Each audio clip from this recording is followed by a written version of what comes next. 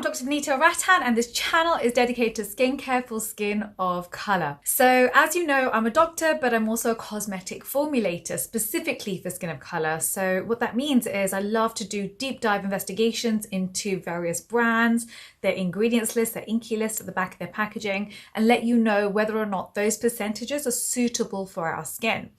So I get asked all the time, yeah, but Dr. V, okay, so I've got brown skin. Why does that mean that I need different products? Well, here's the thing. First of all, what is skin of color? Skin of color is if you're more likely to tan rather than burn in the sun. That means that your melanocytes, the cells that produce the pigment melanin, are large and they are easily triggered. That means one scratch, one bite, or one burn, and we hyperpigment compared to Caucasian skin. Caucasian skin, you can literally burn the top layer of skin off and they're going to be fine. They're beautiful. Skin's going to grow back. With us, we have to be very careful and very intelligent with our skin. And so really this channel is all about decoding all of the products that are out there and tell you which ones to purchase and which ones to avoid. I also want to mention right from the outset that none of my videos have ever been sponsored. They never will be sponsored.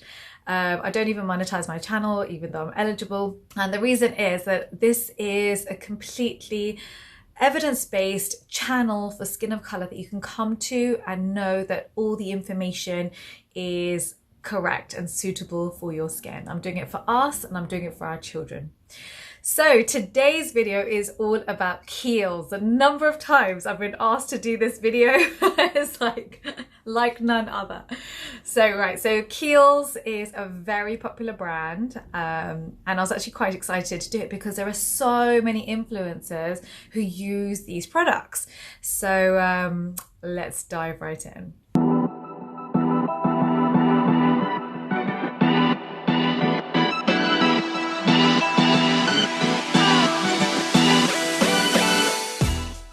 Okay, so talking about our first product, which is Midnight Recovery Concentrate. I think it's their best seller. Now, the positives of this product is that they do have a nice list of emollients. So they've got dicaprylyl carbonate, that's squalene, they've got rosa fruit oil, they've got jojoba oil, they've got coriander seed oil. So they've got a lot of emollients. Now, emollients basically soften the skin cells so that the skin feels softer, but also it's better at reflecting light. So those are all good things. The negatives, however, is that they have lavender essential oil. Now, this is actually a skin sensitizer. It's marketed as good for you, but it's really not a good idea in skincare.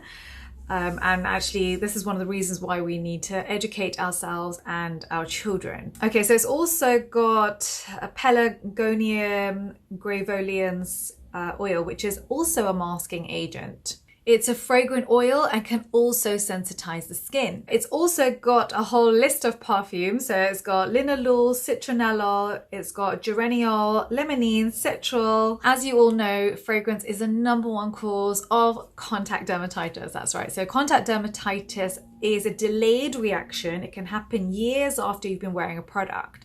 And so often you don't even make the connection that that product is what's causing the issue. So it's just not great. And it's also co-sensitizer, so meaning that the other ingredients in that product that you may have been absolutely fine with, you're suddenly now also reacting to. So really, fragrance has been put into products in order to pander to consumer demand. But as more and more of the big companies actually watch channels like this one and other people, other doctors who are saying the same thing, they do start to change. They do contact us and they do ask for advice, which we, very happily want to give.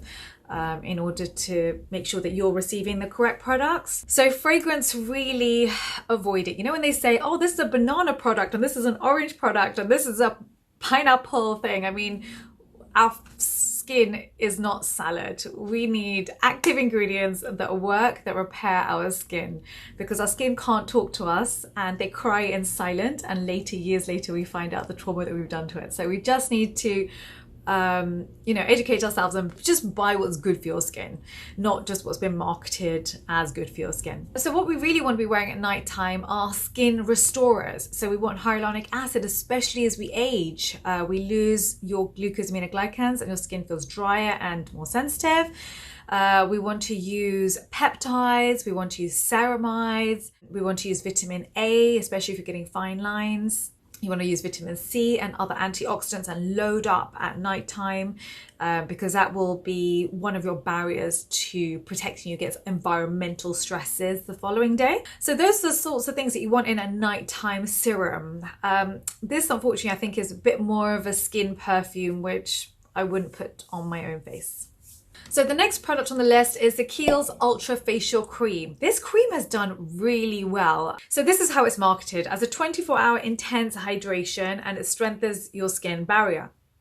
And the positives are they do have a lot of moisturizer in it. So it's got glycerin, it's got cyclohexasiloxane in it, it's got squalene in it, and it's got no fragrance.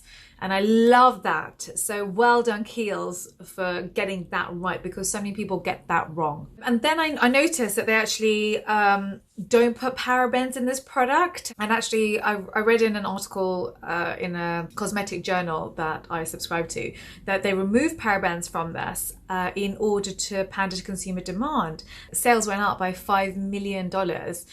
And so that's just classic, you know, consumer demand driving innovation. But the problem is parabens actually happen to be the best preservative that we have. We use it at less than 1%. It's the most effective and it's non-irritating. Very few people get dermatitis or contact dermatitis or react to parabens. I've actually made a whole video on skincare, toxic skincare myths. I'd urge you to go and watch that video if you're not sure about what should and shouldn't be in your skincare. So which preservative did they use? They used CHLORPHENESIN. The problem is CHLORPHENESIN can actually cause dermatitis in dry, sensitive skin or eczema, skin that's prone to eczema. So this is a problem with all preservatives that have been used in order to stop you from using parabens. They have not been used for as long, and actually incidence of contact dermatitis went up because of it. So I'm here to tell you parabens are good for our cosmetics, they're good for our skin, and we absolutely have no reason to fear them. That was just fear mongering.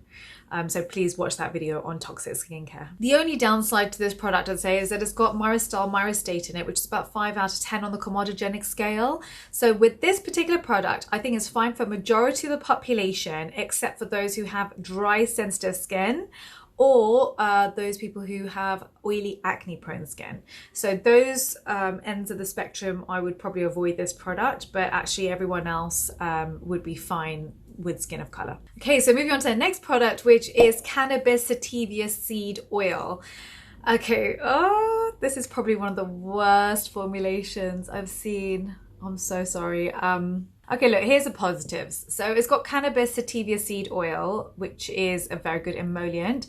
It's got dicapryl ether, which is also a good emollient. But the negatives are, it's got oregano flower oil, which is a skin sensitizer. It's also got CYMBOPOGON citrates, which is lemongrass, and this again is a skin sensitizer. Then it has a whole list of fragrance. And do you remember what I've told you in other videos? Systematically, a brand will either systematically make errors or systematically get it right. And the reason being, behind the scenes, when we purchase ingredients, we purchase them in massive drums of, 25 kg, for example. So imagine I've bought 25 kg of niacinamide, then I will put niacinamide in everything. Niacinamide happens to be an excellent ingredient and everyone should be using that on their skin.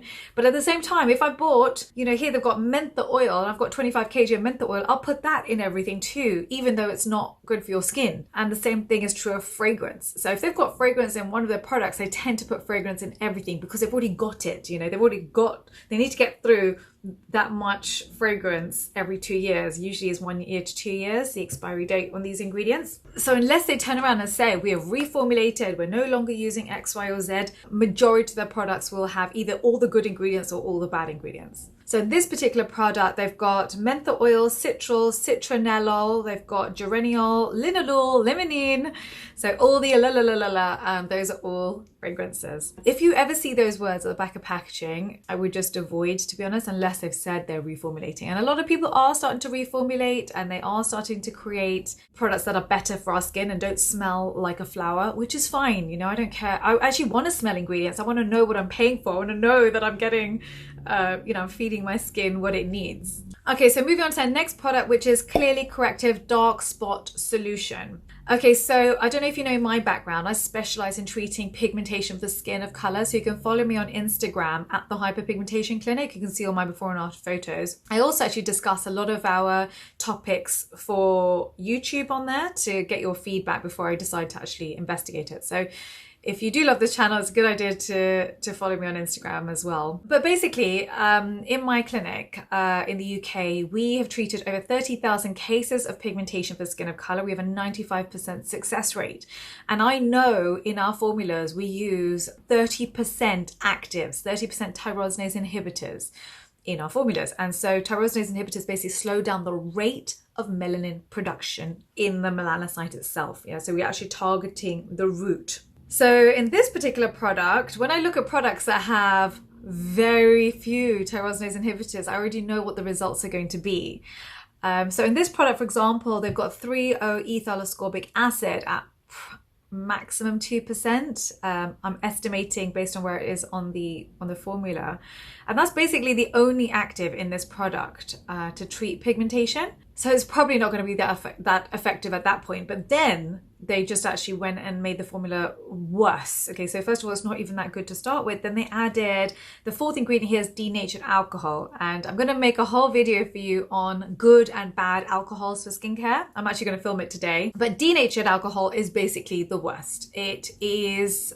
the reason we use it as a cosmetic formulator is to thin a product, so it's much more spreadable, and that's why you find it in a lot of sunscreens, which is a bad idea because it's also UV unstable, and you definitely do not want denatured alcohol in your sunscreen.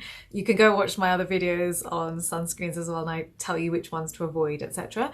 But basically what it does is it opens up the top layer of skin as well, and it helps to, you know, penetration of the ingredients, but it's almost like shoving it in after you've damaged the barrier itself. And after a long period of time of wearing it, you're actually going to you're going to increase your transepidermal water loss. So that means that the skin is going to feel very dehydrated and won't even be able to protect itself against environmental stresses.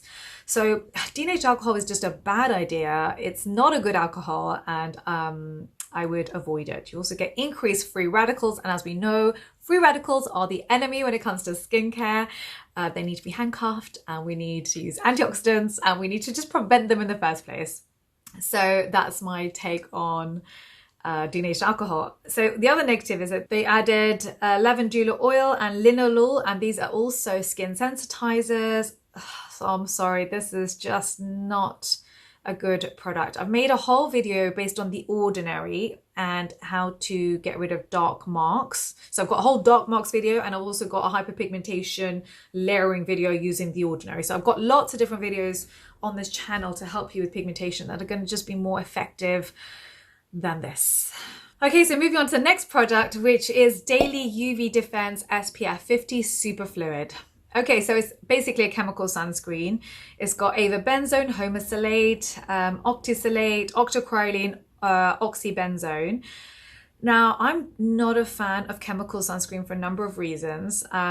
First of all, if you've got melasma, I would avoid it. The reason is that the way chemical sunscreen works is that it's a bond on the skin. UV comes, hits it, breaks the bond, and now you have release of thermal energy on the skin. Don't forget, any form of energy will worsen your melasma. This includes UV, infrared from cooking, even visible light. Any form of energy on the skin can trigger our melanocytes. We have to be very careful compared to Caucasian skin. That's number one. The second thing is it has been shown to accumulate in your bloodstream, in your urine, in your breast milk after 7 days of use. And the bottom line is, when it comes to sunscreen, you wear this every single day of the year. You know, you don't stop. Even when it's raining, you wear your sunscreen. And that's why I am you know, so pro physical sunscreens, and I really do sidestep chemical, even though chemical do absorb better into your skin. Right now I'm wearing physical sunscreen, and I've actually made a video on my own makeup routine and how I wear a very white mask basically underneath a very light foundation. So if you want to know how to do that, please do watch my makeup video. Okay, so they also added denatured alcohol, and you will find this in a lot of chemical sunscreens to make it feel thinner. That's how they call it superfluid, because it probably does feel very thin on the skin. But it is a free radical party, and it's not a party you want your skin at because it damages the collagen, leads to premature aging.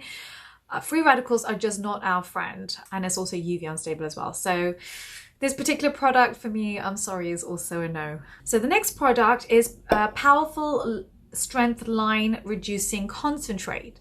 So let's start with the positives. So the positives are they've got silicones. I love silicones. It's got dimethicone in it, which basically the way a silicone works is it always fills in the line, and so it gives you this luxurious texture to your skin. It doesn't change it permanently. It is literally just as you're wearing it, your skin will feel smoother. It is porous. People get very confused with silicones and they think that they can't wear them if they have oily, acne-prone skin, but this isn't true. It doesn't clog your pores. These are large molecules, and so there's lots of gaps in between them. So think of it a little bit like a muslin around tea leaves. So it holds it all together, but water can get through and active ingredients can get through too. So I love that. It's also got a combination of antioxidants, which I love. Remember, antioxidants work best in combination because it stabilizes them. So it's got ascorbic acid and it's got ascorbyl glucoside. So that's great too. The other positives are that it's got hyaluronic acid. Now don't forget, hyaluronic acid is a water magnet. That means in the epidermis, the top layer of skin, we tend to lose a lot of water, especially as we age. We're already losing glucosaminoglycans, we're losing hyaluronic acid. So it's a good thing to replenish. The downside is, however, they went and added limonene, citrus oil, and citral. Do you remember I told you about systematic errors? And it's a bit of a shame actually, because this would have been a very good product had it not have been for those fragrances. So Kiehl's, if you're watching, if you just remove those ingredients, I promise you I'll make you another video and I will endorse this product because it is a good product. I just think you need to tweak that last bit because we just shouldn't be wearing fragrance in our products, full stop. I'm in the comment section for 1 hour at the launch of every single video, so make sure when you subscribe you hit that notification bell and write all, so that every time I release a video you know that I'm there to answer your questions live. Please do download your free guide for skin of color. The link is in the description box below. Please do follow me on Instagram if you aren't already, at the Hyperpigmentation Clinic. I do tend to ask answer your questions there as well, and ask you lots of poll type questions, which are really great for us and our knowledge base. And if there's any other videos you want us to make, please can you write them down below, and you know I'll do everything I can to make them. Thank you very much.